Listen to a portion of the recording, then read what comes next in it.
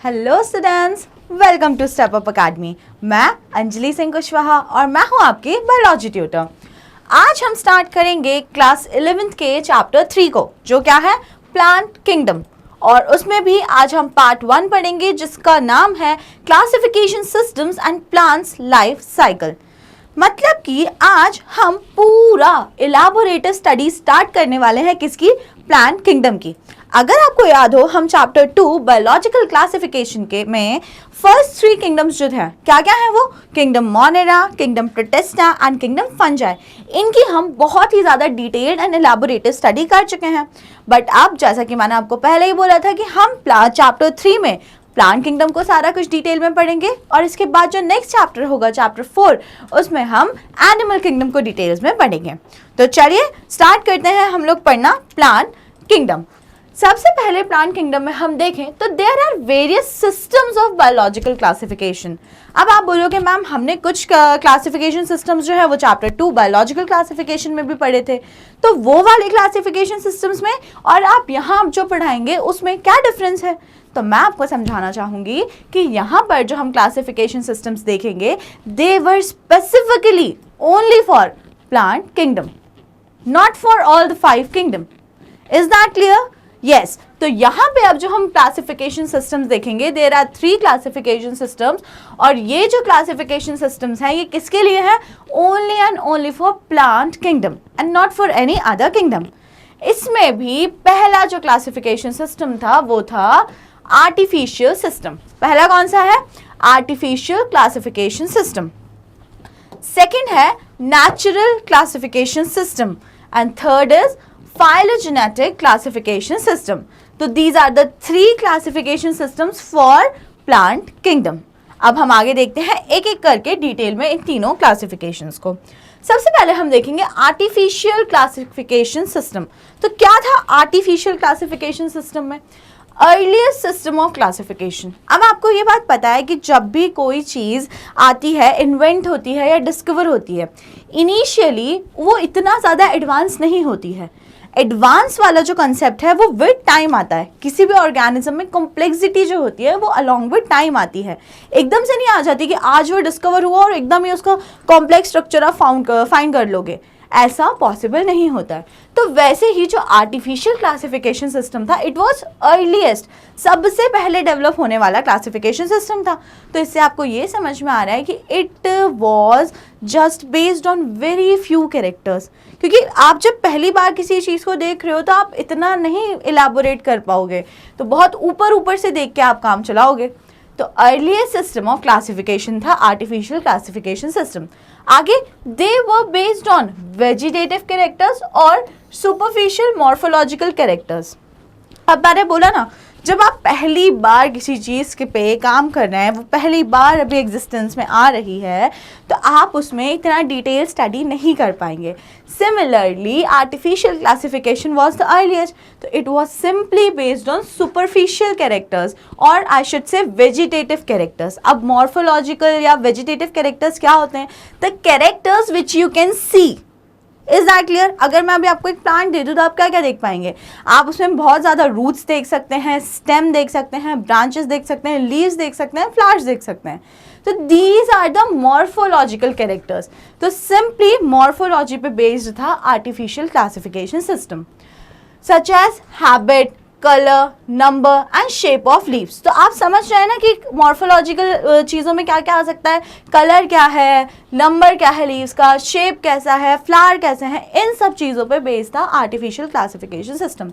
लिनेसिस artificial system of classification was based on the androecium structure. अब एक और चीज़ यहाँ पे लिख दी। तो पहली चीज़ तो हमें इस पॉइंट से क्या समझ में आया कि artificial classification system was given by Linnaeus, was given by Linnaeus।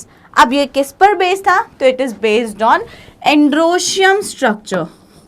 अब आप बोलेंगे मैम ये एंड्रोशियम क्या होता है? तो androecium is the male whorl, male whorl. आइए आपको बात समझ में क्या होता है ये मेल रोल। अब बोलोगे मैम अब रोल क्या होते हैं? तो every flowering plant has 4 whorls. पहला होता है calyx, then corolla, then androecium and the gynoecium। In short अगर मैं आपको समझाऊं तो androecium is the male part, जो मेल पार्ट को सारा हम मिलाकर बोलते हैं वो बोलते हैं एंड्रोशियम, और इसकी सिंगल यूनिट जो होती है वो होती है स्टेमन्स। Is that clear? तो जो ये क्लासिफिकेशन सिस्टम है लीनियस का, ये एक और किस चीज से बेस्ड है? पहला तो morphological characters and second androecium structure.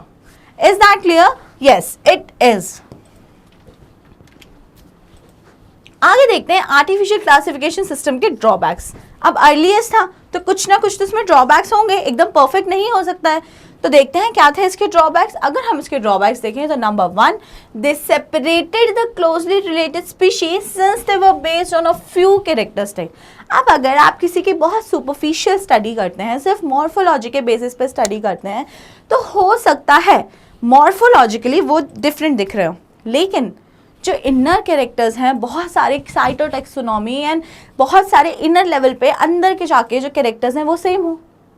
तो अगर वो इनर वाले कैरेक्टरिस्टिक्स सेम रहे तो वो दो स्पीशीज सेम हो जाएंगे ना, भले ही उनकी मॉर्फोलॉजी डिफरेंट है। ये चीज़ समझ पा रहे हैं आप? तो ऐसे ही जब इन्होंने सिर्फ मॉर्फोलॉजी को देख के क्लासिफिकेशन करा तो इसके कारण क्या हुआ? इसके कारण हुआ ये कि बहुत ज़्यादा क्लोजली रिलेटेड स्पीशीज़ भी अलग अलग हो गई, वो दोनों सेपरेट ग्रुप्स में पहुंच गए, जो कि गलत हो गया। तो this is the first drawback of artificial classification system. Second अगर हम देखें तो equal weightage to vegetative and sexual characteristic. This is not acceptable since the vegetative characters are more easily affected by environment. अब हमने इसके पहले जब हम क्लासिफिकेशन सिस्टम पढ़ रहे थे तो हमने क्या देखा था? It is based on 2 points. पहला क्या था? Vegetative characters and second androecium का स्ट्रक्चर। अब वेजिटेटिव कैरेक्टर्स मतलब सिंपल मॉर्फोलॉजिकल कैरेक्टर्स जिसमें कैलेक्स कोरोला वाले पार्ट आ जाएंगे, और अगर वही एंड्रोशियम की बात करूँ तो it is a reproductive structure, male part है तो it is a reproductive structure. तो आपने देखा कि आर्टिफिशियल क्लासिफिकेशन सिस्टम ने क्या करा? जो हमारा वेजिटेटिव कैरेक्टर्स हैं उनको और जो सेक्सुअल कैरेक्टर्स हैं उनको, दोनों को इक्वल वेटेज दे दिया कि मतलब हाँ दोनों सेम ही है। वेजिटेटिव कैरेक्टर्स भी सेम है, जैसे इसमें लीव्स, स्टेम्स, फ्लावर्स ये सब आ जाएंगे, और दूसरा वेजिटेटिव कैरेक्टर्स जिसमें एंड्रोशियम गाइनोशियम वाला पार्ट है वो भी सब कुछ सेम है। तो ये चीज़ गलत हो गई। अब आप बोलोगे मैम क्यों गलत हो गई? तो गलत इसलिए हो गई क्योंकि जो हमारे वेजिटेटिव कैरेक्टर्स होते हैं किसी भी प्लांट के, वो इन्वायरमेंटल चेंजेस से बहुत जल्दी अफेक्ट हो जाते हैं।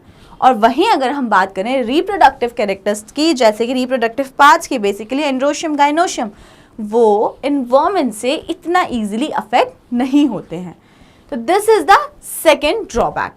Is that clear? तो आपको आर्टिफिशियल क्लासिफिकेशन सिस्टम सारा डिटेल में समझ आया होगा। किसने करा था डिस्कवर ये सिस्टम? तो it was discovered by, it was found by Linnaeus.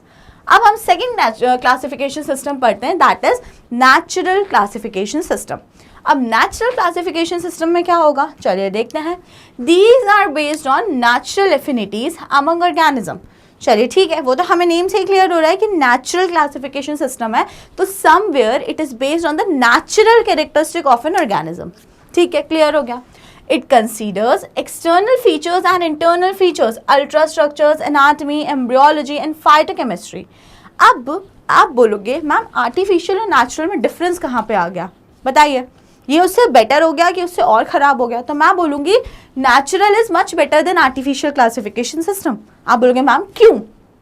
तो रीज़न इज इन लोगों ने एक्सटर्नल फीचर्स को तो इंक्लूड करा, तो चलो ये तो किसने करा था? आर्टिफिशियल ने भी किया था, but they also included internal features such as, क्या क्या है वो internal features? such as ultrastructure, anatomy and कौन सा? embryology and phytochemistry। अब अगर हम देखें तो चीज़ें एडवांसिटी या कॉम्प्लेक्सिटी की ओर जा रही हैं, और अब एक्सटर्नल कैरेक्टर्स के अलावा भी हम बहुत सारे और कैरेक्टर्स को कंसीडर करके फिर क्लासिफिकेशन कर रहे हैं। और वो और वेरियस कैरेक्टर्स क्या क्या है? तो आप देख पा रहे हैं, दीज आर अल्ट्रा स्ट्रक्चर्स के मतलब और माइक्रोस्कोपिक लेवल पे क्या छोटे छोटे स्ट्रक्चर्स हैं। एनाटॉमी, अगर हम क्रॉस सेक्शंस देखेंगे तो वेदर इट इज़ सेम और डिफरेंट, अब देखने में तो सेम ही लग रहे हैं दो प्लांट, हो सकता है कि एक डाइकॉट हो एक मोनोकॉट हो, डिफरेंस होता है ना। ठीक है, एम्ब्रियोलॉजी, डेवलपमेंट कैसा है, एम्ब्रियो से लेके जब अडल्ट बनेगा, जाइगोट से एम्ब्रियो का जो डेवलपमेंट होगा वो कैसे होगा, that could be different. And phytochemistry, उसकी में केमिकल कॉम्पोजिशन क्या है। तो इस चीज़ों को भी जब बहुत सारे और इंटरनल फीचर्स को कंसीडर करा तो उससे एक नया क्लासिफिकेशन सिस्टम बन गया, that is natural classification system. Is that clear? Classification for flowering plants given by George Bentham and Joseph Dalton Hooker. तो आप इसको लर्न कर सकते हैं कि natural classification system was given by Bentham and Hooker. कैसे याद रख सकते हैं आप? Bentham and Hooker, last name से आप इजीली लर्न रख सकते हैं. तो लीनियस ने क्या दिया था? Artificial classification system, and Bentham and Hooker ने दिया है नेचुरल क्लासिफिकेशन सिस्टम. और यहाँ हमने पढ़ा नेचुरल क्लासिफिकेशन सिस्टम. आगे देखेंगे फाइलोजेनेटिक क्लासिफिकेशन सिस्टम. अब ये जो वर्ड है यहाँ पे फाइलोजेनेटिक, इससे आप क्या समझते हैं? तो फाइलोजेनेटिक मैं आपको समझाना चाहूंगी, फाइलोजेनेटिक इज एनीथिंग या एनी क्लासिफिकेशन और anything else which include evolution. Evolution also. Evolution के कोर्स में किसी भी ऑर्गेनिज्म में क्या क्या चेंज आए हैं वो भी अगर किसी क्लासिफिकेशन में इंक्लूड कर लिया, that is known as phylogenetic classification system. मतलब अगर कहीं पे वर्ड फाइलोजेनेटिक आता है तो it is related to evolutionary relationship. किससे रिलेटेड होता है? इवोल्यूशनरी रिलेशनशिप की. इवोल्यूशन के कोर्स में किसी भी एक स्पेसिफिक ऑर्गेनिज्म में क्या क्या चेंजेस आए हैं. तो these are based on evolutionary relationship among the organism. This assumes that organisms in the same taxa have a common ancestor.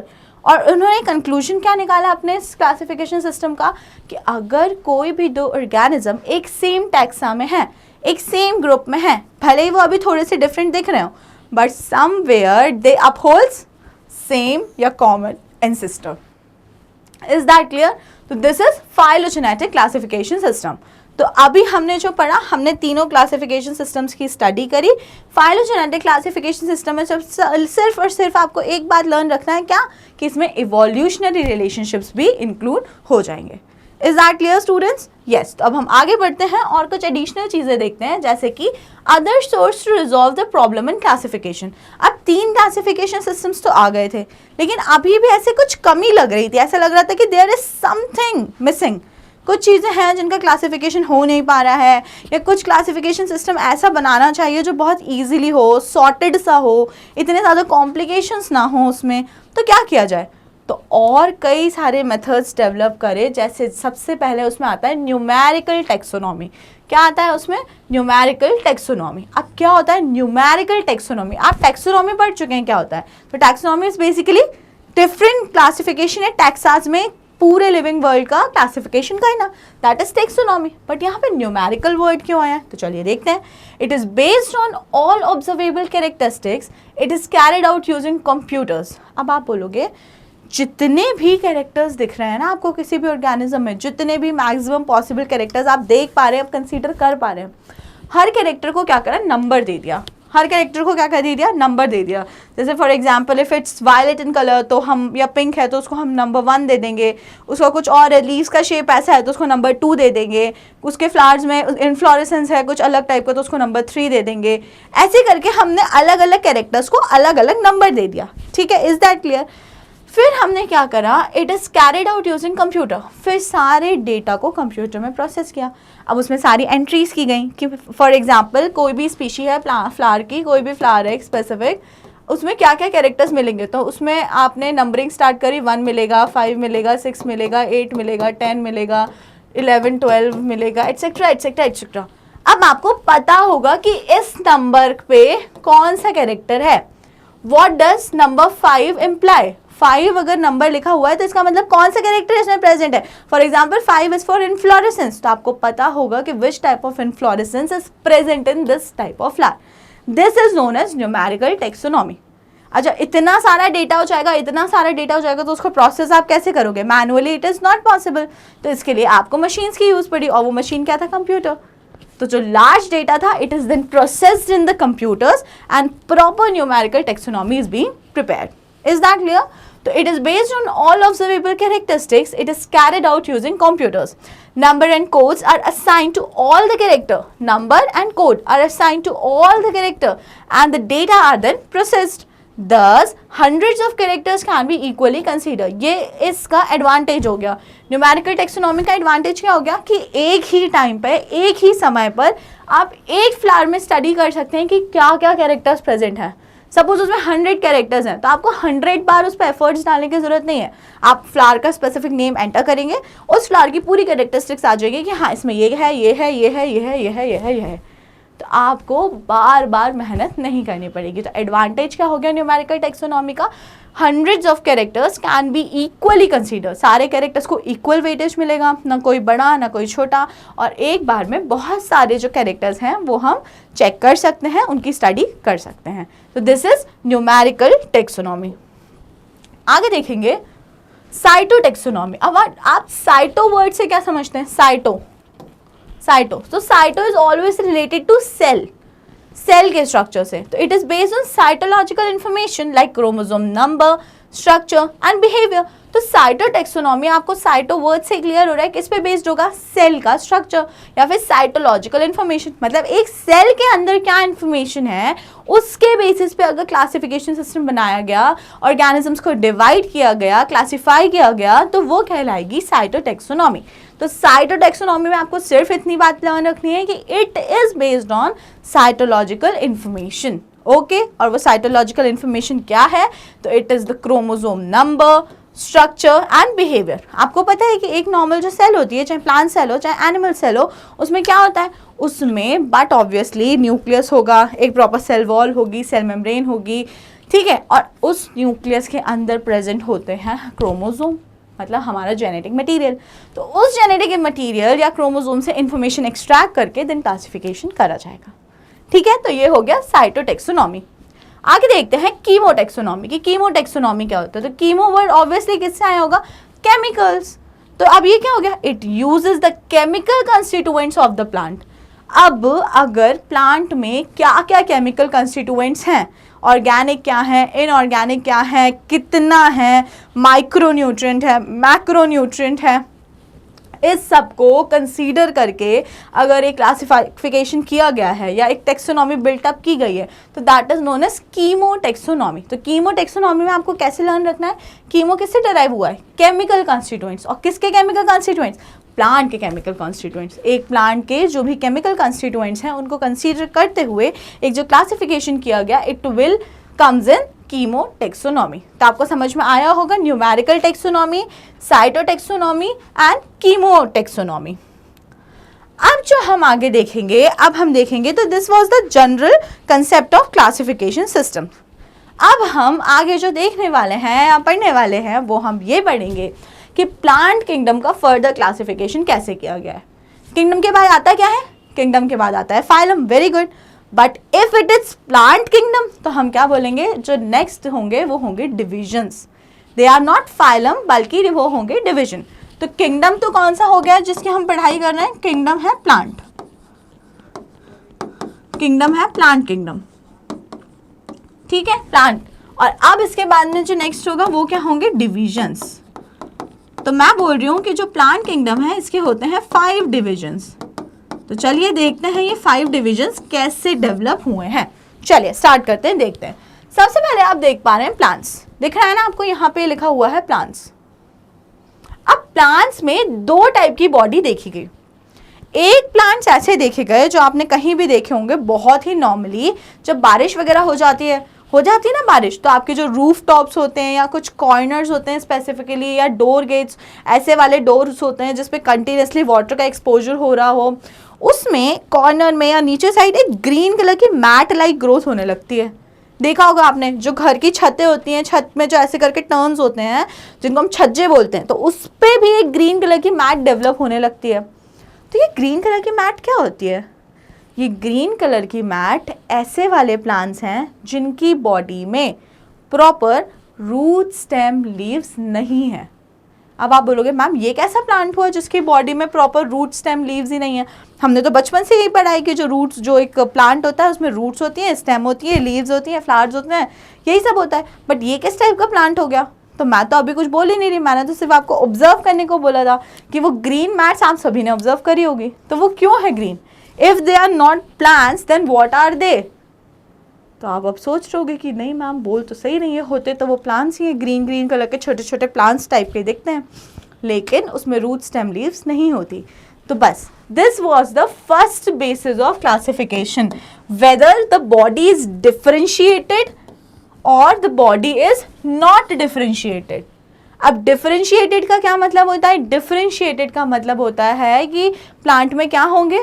Plant में प्रॉपर रूट, स्टेम, लीफ, ये सारे स्ट्रक्चर होंगे। अगर प्रॉपर नहीं है तो फिर भी कुछ रूट लाइक होगा, कुछ स्टेम लाइक होगा, कुछ लीफ लाइक स्ट्रक्चर जो उसमें प्रेजेंट होने ही चाहिए। तो अगर उसकी बॉडी नहीं है डिफरेंशिएटेड तो उसको किस कैटेगरी में डाल देते हैं? Thallophyta, which is the first division of plant kingdom, which is the first division of plant kingdom. तो अगर बॉडी डिफरेंशिएटेड नहीं है तो वो क्या हो जाएंगे? थैलोफाइट्स। अब आते हैं दूसरी पॉसिबिलिटीज जहां पर बॉडी डिफरेंशिएटेड है, जहां पर बॉडी क्या है? डिफरेंशिएटेड। अब अगर बॉडी डिफरेंशिएटेड है मतलब उसमें रूट, स्टेम, लीव्स जैसा कुछ तो भी डेवलप हो चुका है। अब वहां पे सेकंड चीज देखते हैं, सेकंड बेसिस लगाया। अब सेकंड जो बेसिस था वो क्या था? Whether vascular bundle are present और वस्कुलर बंडल आर एब्सेंट। तो पहला बेसिस तो हो गया बॉडी डिफरेंशिएशन। क्या हो गया है फर्स्ट बेसिस? अगर मैं यहाँ पे बेसिस लिखते चलूं तो सबसे पहले क्या हो गया? फर्स्ट क्या हो गया? पहला हो गया बॉडी डिफरेंशिएशन, ट्रू और फॉल्स। जिसके लिए फॉल्स है उसको बोल दिया थैलोफाइटा, और जिसके लिए ट्रू है तो उसके लिए आगे अगला बेसिस लगाया जो क्या है? जो क्या था बोलिए? प्रेजेंस और एब्सेंस ऑफ वस्कुलर बंडल। सीधे मैं वस्कुलर बंडल लिख देती हूँ, वस्कुलर बंडल्स। ठीक है, तो वस्कुलर बंडल्स तो देखेंगे हम। अब अगर वस्कुलर बंडल जो है वो प्रेजेंट है, अगर वो प्रेजेंट है तो आगे तो कुछ और होगा। लेकिन पहली बात यह है कि अगर वस्कुलर बंडल एब्सेंट है ही नहीं वस्कुलर बंडल, तो अगर वस्कुलर बंडल नहीं है तो यहाँ पे सेकंड डिवीजन बना दिया गया जिसका नाम होता है ब्रायोफाइटा। क्या नाम होता है जिसका? ब्रायोफाइटा। तो पहला कौन हो गया था? थैलोफाइटा।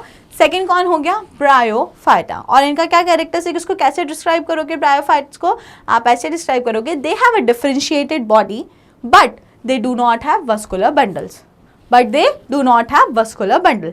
तो आप ऐसे डिफाइन करेंगे ब्रायोफाइट्स को। अब आ जाओ सेकेंड पॉसिबिलिटी पे जहां पर वस्कुलर बंडल प्रेजेंट है। अब जब वस्कुलर बंडल प्रेजेंट है तो थर्ड जो की लगाई गई वो थी वेदर दे प्रोड्यूस सीड और नॉट। तो थर्ड लगाई गई सीड प्रोडक्शन, सीड प्रोडक्शन। अब जब थर्ड की लगाई गई सीड प्रोडक्शन की तो दो ही कैटेगरी हो गई। पहला, या तो they will not produce seed और either they will produce seed. तो जो सीड्स का प्रोडक्शन नहीं करते हैं उनको हम लोग बोलते हैं क्रिप्टोगेम्स। क्या बोलते हैं उनको हम लोग? Cryptogams. Is that colour? Cryptogams. तो क्रिप्टोगेम्स जो होते हैं उसमें आ जाता है टेरिडोफाइटा। उसमें कौन आ जाता है? Pteridophyta, which is the third division of plant kingdom. तो आप टेरिडोफाइटा को कैसे डिस्क्राइब करोगे? अगर मैं बोलूँ डिस्क्राइब टेरिडोफाइटा तो आप मुझे यहाँ से डिस्क्राइब करके बताइए। सबसे पहला पॉइंट आप क्या बोलोगे? बॉडी डिफरेंशिएटेड के बेसिस पे the body is differentiated. Second आप बोलोगे they have vascular bundle. Third अब आप क्या बोलोगे? But they do not produce seed, but they do not produce seed. तो इसलिए हमने इन्हें क्या बोल दिया? टेरिडोफाइटा। अब दूसरी पॉसिबिलिटी पे आ जाओ कि द सीड्स प्रोड्यूस हो रहे हैं तो हम उनको बोलेंगे फेनेरोगेम्स। क्या बोलेंगे उन्हें? फेनेरोगेम्स। अगर सीड प्रोड्यूस नहीं हो रहे हैं तो क्रिप्टोगेम्स, अगर सीड प्रोड्यूस हो रहे हैं तो फेनेरोगेम्स। अब फोर्थ की क्या आ जाएगी कि चलो ठीक है सीड तो प्रोड्यूस हो रहे हैं। अब फोर्थ की क्या हो जाएगी? Whether the seeds are covered और नेकेड। तो सीड जो फोर्थ हमारी की होगी वो होगा सीड कोट या सीड कवर, सीड के ऊपर कवर। तो अब अगर सीड्स के ऊपर जो है कवर नहीं है, नेकेड सीड्स हैं, तो जो कैटेगरी हो जाएगी वो हो जाएगी gymnosperm. This is the fourth division, this is the fourth division. और लास्ट डिवीजन क्या हो जाएगा? ये कवर्ड सीड्स हैं, तो this is the fifth division which is known as angiosperms. Angiosperms को फर्दर दो कैटेगरी में डिवाइड किया है कि उसमें कॉटिलिडन होंगे। अब कॉटिलिडन क्या होता है ये आगे का कॉन्सेप्ट है, मैं आपको बाद में समझाऊंगी जब चैप्टर पढ़ेंगे। तो एंजियोस्पर्म्स जो होता है उसमें कॉटिलिडन्स होते हैं। अगर सिंगल कॉटिलिडन है तो हम उसको बोल देंगे मोनोकॉट्स, और अगर दो कॉटिलिडन्स हैं तो हम उसको बोल देंगे डाइकॉट्स। तो this is the entire classification of plant kingdom and it is very very important 4 keys को यूज करके, 4 बेसिस को यूज करके आपने क्लासिफिकेशन करा है, और ये क्लासिफिकेशन जो है वो बहुत ज़्यादा इंपॉर्टेंट है। ठीक है, आ गई बात समझ? तो चलिए, क्लासिफिकेशन भी आपको क्लियर हो गया है। अब आगे देखेंगे plant life cycle and alternation of generation. अब ये आज की वीडियो का लास्ट टॉपिक है। चलिए देखते हैं क्या होती है प्लांट लाइफ साइकिल्स। अब यहाँ पे प्लांट लाइफ साइकिल्स लिख के यहाँ पे 3 चीज़ें लिखी हुई हैं। सबसे पहले लिखा हुआ है हैप्लॉन्टिक, दूसरा लिखा हुआ है डिप्लॉन्टिक, और तीसरा लिखा हुआ है हैप्लोडिप्लॉन्टिक। तीसरा क्या लिखा हुआ है? हैप्लोडिप्लॉन्टिक। अब मैं आपको ये पढ़ाने से पहले आपको कुछ चीज़ें समझाना चाहूँगी। देखिए, हैप्लॉइड क्या होता है या डिप्लॉइड क्या होता है, या इन शॉर्ट मैं बोलूं प्लॉइडी लेवल क्या होता है। प्लॉइडी लेवल क्या होता है? तो प्लॉइडी लेवल होता क्या है? देखिए, प्लॉइडी लेवल इज समथिंग कि आपके हर सेल में, this is your cell, for example this is your body cell and this is the nucleus. आपकी बॉडी सेल का जो ये न्यूक्लियस है, इसके अंदर कितने सेट ऑफ क्रोमोसोम्स हैं। प्लॉइडी आप कैसे डिस्क्राइब करते हो? प्लॉइडी आप डिस्क्राइब करोगे और आपको याद भी ऐसे ही होगा कि प्लॉइडी इज क्या होता है? प्लॉइडी बताइए जल्दी से। प्लॉइडी होता है कि कितने सेट ऑफ क्रोमोसोम अवेलेबल है, set of chromosome. For example मैं बोलूँ मेरी सेल्स में, मेरी बॉडी के हर एक सेल में 1 से लेके 1 2 3 4 टिक टिक टिक टिक 23 एंड सेकेंड सेट 1 2 3 4 टिक टिक टिक टिक टिक 23। मेरी बॉडी में 23 क्रोमोसोम्स के 2 सेट्स प्रेजेंट्स हैं। एक सेट है 1 से लेके 23 क्रोमोसोम का, दूसरा सेट है 1 से लेके 23 क्रोमोसोम का। तो that means I have 2 sets of chromosome and that is why I am diploid. मैं डिप्लॉयड हूँ। अगर मैं बोलती कि मेरी बॉडी में सिर्फ एक ही सेट प्रेजेंट है, ये हटा दो ये सिर्फ एक ही सेट प्रेजेंट है क्रोमोसोम्स का, तो मैं क्या हो जाती? तो मैं हो जाती हैप्लॉइड। मैं क्या हो जाती? हैप्लॉइड। तो प्लॉइडी लेवल क्या होता है? The set of chromosomes we have in our cell और in our nucleus of each cell, वो हो जाता है प्लॉइडी। तो हैप्लॉइड क्या होता है, डिप्लॉइड क्या होता है, आपको ये बात समझ में आई होगी। अब इसके बेसिस पे हम देखते हैं प्लांट्स की लाइफ साइकिल। तो प्लांट्स की लाइफ साइकिल्स में आपको समझ में आया, either it could be haplontic, it could be diplontic और इट कुड बी हैप्लोडिप्लॉन्टिक। अब सबसे पहले बात करते हैं हैप्लॉन्टिक लाइफ साइकिल की। तो हैप्लॉन्टिक लाइफ साइकिल का ये मतलब होता है कि जो प्लांट है, प्लांट की जो पूरी ग्रोथ है वो सिर्फ एक ही फेज में होगी, दैट इज हैप्लॉइड। उसमें एक स्टेज आएगी जिसमें क्या होगा? गैमेट्स बनेंगे। गैमेट्स जो होंगे वो क्या होंगे? फ्यूज होंगे तो जाइगोट बनेगा, और जाइगोट जो होता है वो हमेशा 2n होता है। गैमेट्स जो होते हैं वो हमेशा n होते हैं, हैप्लॉइड होते हैं, और जाइगोट हमेशा 2n होता है। फिर जाइगोट जो होगा वो वापस से क्या करेगा? उसको करना पड़ेगा मियोसिस। उसे क्या करना पड़ेगा? मियोसिस। और जब वो मियोसिस करेगा तो वापस से वो कैसे बना लेगा? वो हैप्लॉइड बॉडी बना लेगा। क्या बना लेगा? हैप्लॉइड बॉडी बना लेगा। मतलब कि पूरी लाइफ सिर्फ और सिर्फ हैप्लॉइड फेज में ही खत्म हो जाएगी। अब हम अगली लाइफ साइकिल देखते हैं जो होगी डिप्लॉन्टिक। तो जैसे कि मैंने आपको समझाया, हैप्लॉइड में पूरी बॉडी जो है, पूरे जो सब कुछ सारे फेजेस हैं, अल्टीमेटली क्या बनाएंगे? फाइनल जो बॉडी बनाएंगे, जो प्लांट बॉडी होगी, मेन प्लांट बॉडी। मैं इसको ऐसे लिख देती हूँ, मेन प्लांट बॉडी। तो मेन प्लांट बॉडी पूरी लाइफ साइकिल कंप्लीट होने के बाद अल्टीमेटली क्या बनेगी? हैप्लॉइड ही बनेगी। तो this is the haplontic cycle. Similarly diplontic life cycle में क्या होगा? जो मेन प्लांट बॉडी है, main plant body is diploid. कैसी है? मेन प्लांट बॉडी डिप्लॉइड है। अब जो मेन प्लांट बॉडी से गैमेट्स बनेंगे, male gametes and female gametes, तो गैमेट्स हमेशा कैसे होते हैं? गैमेट्स हमेशा होते हैं हैप्लॉइड। गैमेट्स फ्यूज होंगे और क्या बनेंगे? गैमेट्स फ्यूज होंगे और बनाएंगे जाइगोट। अब जाइगोट कैसा होता है? डिप्लॉइड होता है। अब जाइगोट से वापस से मेन प्लांट बॉडी बननी है और डिप्लॉइड से डिप्लॉइड बनना है, तो अब यहाँ पे डिवीजन जो होगा वो होगा माइटोसिस। कौन सा डिवीजन होगा? माइटोसिस। यहाँ पे हो रहा था मियोसिस, बिकॉज क्या बनना था, यहाँ पे थी चीज डिप्लॉयड और यहाँ से बनना था वापस से हैप्लॉयड, इसलिए डिवीजन हुआ मियोसिस। बट यहाँ पे अगेन डिप्लॉयड है और जो मेन प्लांट बॉडी बननी है वो भी डिप्लॉयड बनना है, तो यहाँ पे इसलिए होगा माइटोसिस। Is that clear? तो this is the diplontic life cycle कि आपने देखा कि अल्टीमेटली जाइगोट के बाद जो मेन प्लांट बॉडी बननी है उसको बनना है डिप्लॉयड। तो हैप्लॉन्टिक और diplontic life cycles are quite easy कि पूरी बॉडी जो होगी वो हैप्लॉन्टिक फेज में चलेगी, कि सिंपली उसमें सारी फेजेस हैप्लॉइड रहेंगी। एंड अगर डिप्लॉन्टिक की बात करें तो पूरी लाइफ साइकिल डिप्लॉन्टिक फेज में चलेगी, जो अल्टीमेटली मेन प्लांट बॉडी बनना है वो कैसी बनेगी, वो डिप्लॉइड बनेगी। तो haplontic life cycle and diplontic life cycle is very easy and very easily understandable. तीसरी लाइफ साइकिल की बात करते हैं जो है हैप्लोडिप्लॉन्टिक लाइफ साइकिल। अब आप बोलोगे मैम ये क्या मिक्स क्यों कर दिया दोनों को, क्या है ये मिक्स क्यों कर दिया? अब हम इसमें देखेंगे कि हैप्लोडिप्लॉन्टिक लाइफ साइकिल में हैप्लॉइड फेज भी आएगा लाइफ साइकिल में और डिप्लॉइड फेज भी आएगा। कैसे आएगा चलिए देखते हैं। सबसे पहले क्या होगा कि जो मेन प्लांट बॉडी है, मेन प्लांट बॉडी है वो क्या करेगी, either it could be, generally वैसे वो हैप्लॉइड ही रहेगी, ठीक है। अब क्या होगा, मेन प्लांट बॉडी बनाएगी गैमेट्स, गैमेट से पहले वो बनाएगी गैमेटोफाइट। क्या बनाएगी वो, gametophyte. Gametophyte is the structure जिसके ऊपर गैमेट्स डेवलप होंगे। तो मेन प्लांट बॉडी बनाएगी gametophyte which is haploid, which is haploid. अब मेन प्लांट बॉडी है जो कि हैप्लॉइड है तो इसलिए गैमेटोफाइट बना, वो भी हैप्लॉइड हुआ। ये जो गैमेटोफाइट है ये बनाएगा क्या, गैमेट्स। और गैमेट्स तो पता ही है आपको कैसे होते हैं, गैमेट्स आर ऑलवेज हैप्लॉइड। अब गैमेट्स का क्या होगा, गैमेट्स का होगा फ्यूजन, गैमेट्स का क्या होगा, फ्यूजन। और क्या बनेगा, जाइगोट। क्या बनेगा, जाइगोट। जाइगोट कैसा होगा, diploid. Zygote is always diploid. अब आप बोलोगे कि डायरेक्टली क्या होना चाहिए था, जाइगोट से ऐसे करके मेन प्लांट बॉडी बन जानी थी और 2n से n बनना है तो मियोसिस हो जाता। लेकिन क्या ये हैप्लोडिप्लॉन्टिक होती, हैप्लॉइड फेज तो आ गया, दैट इज गैमेटोफाइट, कुछ डिप्लॉइड आया जाइगोट के अलावा, जाइगोट तो वैसे भी डिप्लॉइड ही होता है। तो यहां पर ये मियोसिस डायरेक्टली नहीं होता।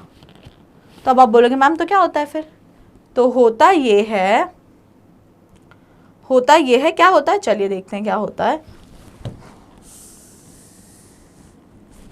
जाइगोट यहां पर डिफरेंशिएट होता है और एक और डिप्लॉइड स्ट्रक्चर बनाता है जिसको हम बोलते हैं स्पोरोफाइट। क्या बोलते हैं जिसको हम लोग, स्पोरोफाइट, विच इज 2n। तो sporophyte is the diploid structure. Now अब क्या होगा, स्पोरोफाइट जो होता है वो बनाएगा स्पोर्स, उस पर क्या डेवलप होंगे, स्पोर्स, जो कि कैसे होंगे, स्पोर्स होंगे n, हैप्लॉइड। और spores will germinate to form main plant body. Now spores will germinate to form main plant body. तो इस लाइफ साइकिल में आपको दिख रहा है कि there is a haploid phase known as gametophyte, there is a diploid phase known as sporophyte. जो gametes हैं वो डेवलप होंगे गैमेटोफाइट से, जो स्पोर्स हैं वो डेवलप होते हैं स्पोरोफाइट से। और आप बताओ मुझे, यहाँ स्पोरोफाइट से स्पोर्स बने होंगे, क्या है ये डिप्लॉइड है और ये हैप्लॉइड होते हैं। डिवीजन कौन सा हुआ होगा, वेरी गुड, यहाँ पे डिवीजन हुआ होगा मियोसिस।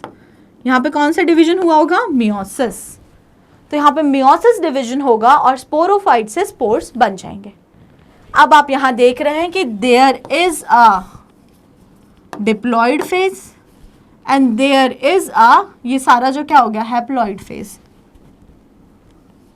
डिप्लॉइड हो गया, and there is whole of this is haploid phase. मतलब एक ही लाइफ साइकिल के अंदर हैप्लॉइड फेज भी है और उसके अंदर डिप्लॉइड फेज भी है। इसीलिए ये जो लाइफ साइकिल होती है इसको हम लोग क्या बोलते हैं, हैप्लोडिप्लॉन्टिक लाइफ साइकिल। क्या बोलते हैं इसे हम, हैप्लोडिप्लॉन्टिक लाइफ साइकिल। और हैप्लोडिप्लॉन्टिक लाइफ साइकिल हमें देखने को मिलती है ब्रायोफाइट्स में और टेरिडोफाइट्स में, ब्रायोफाइट्स में और टेरिडोफाइट्स में। जब हम ब्रायोफाइट और टेरिडोफाइट को डिटेल में देखेंगे तो उसमें हम ये लाइफ साइकिल की स्टडी करेंगे। अब यहाँ पे एक टर्म और लिखा हुआ है, alternation of generation, alternation of generation. तो अब ये ऑल्टरनेशन ऑफ जनरेशन क्या होता है, जब भी आप हैप्लोडिप्लॉन्टिक लाइफ साइकिल देखते हैं तो हैप्लोडिप्लॉन्टिक लाइफ साइकिल में आप क्या देख रहे हैं, बॉडी का एक फेज अगर एक गैमेटोफाइट है, फिर उसमें क्या बन रहा है, स्पोरोफाइट भी बन रहा है, फिर उससे फिर गैमेटोफाइट बनेगा, फिर उससे फिर स्पोरोफाइट बनेगा। मतलब कि देयर इज अल्टरनेशन बिटवीन, एक के बाद एक कौन आता जा रहा है, गैमेटोफाइट स्पोरोफाइट, गैमेटोफाइट स्पोरोफाइट। मतलब एक ही लाइफ साइकिल में एक हैप्लॉइड गैमेटोफाइट डेवलप हो रहा है और दूसरा डिप्लॉइड स्पोरोफाइट डेवलप हो रहा है। This is known as alternation of generation. इसको हम लोग क्या बोलते हैं, ऑल्टरनेशन ऑफ जनरेशन। तो ऑल्टरनेशन ऑफ जनरेशन किसकी कैरेक्टरिस्टिक हो गई, alternation of generation plant kingdom की कैरेक्टरिस्टिक हो गई। और ऐसे वाले प्लांट किंगडम की जिनमें लाइफ साइकिल कैसी होगी, ऐसे वाले प्लांट डिविजन्स की जिसमें लाइफ साइकिल होगी हैप्लोडिप्लॉन्टिक टाइप की। कैसी लाइफ साइकिल होगी, हैप्लोडिप्लॉन्टिक टाइप की जिसमें लाइफ साइकिल होगी। उसमें हमें क्या देखने को मिलेगा, उसमें हमें देखने को मिलेगा कि हैप्लॉइड गैमेटोफाइट और डिप्लॉइड स्पोरोफाइट के बीच में अल्टरनेशन चलता रहता है। तो इसी को हम बोलते हैं ऑल्टरनेशन ऑफ जनरेशन। ठीक है, तो students that is all for today. अगर आपको कोई भी डाउट होता है तो आप अपने डाउट्स को कमेंट सेक्शन में मेंशन करेंगे। साथ ही साथ में जो नेक्स्ट वीडियो होने वाली है वो होगी डिवीजन एल्गे पे। उसमें हम पूरा जो फर्स्ट डिवीजन है दैट इज डिवीजन थैलोफाइटा और एल्गे, उसको हम लोग डिटेल में देखेंगे। बाकी वीडियो पसंद आया हो तो वीडियो को जरूर करिएगा लाइक और स्टेप अप अकेडमी को करिएगा subscribe. Thank you and keep watching.